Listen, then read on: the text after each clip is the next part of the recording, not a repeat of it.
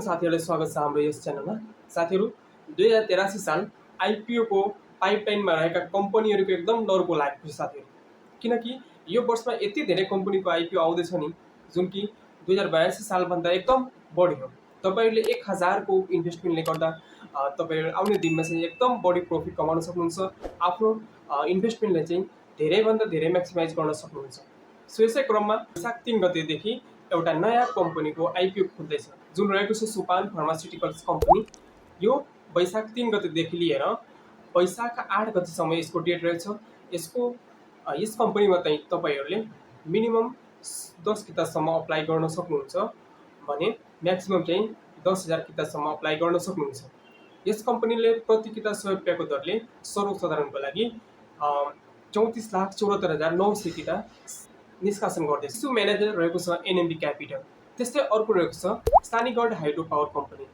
यस कम्पनीले प्रति किता 100 रुपैयाँको दरले 85,50,000 किता चाहिँ सर्वसाधारणको लागि निष्कासन गर्दैछ साथीहरु।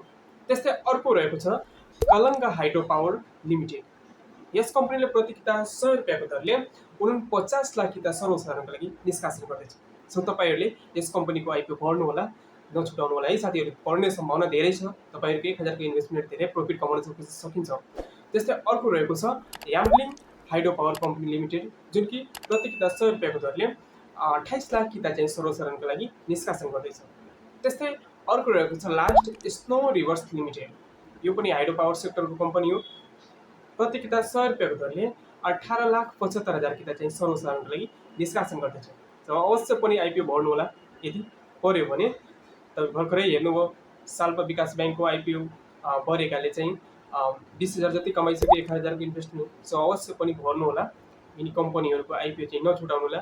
नपर्यो पनि चाहिँ ट्राई गर्दै गर्नु होला। अवश्य पनि एक दिन पर्नेछ।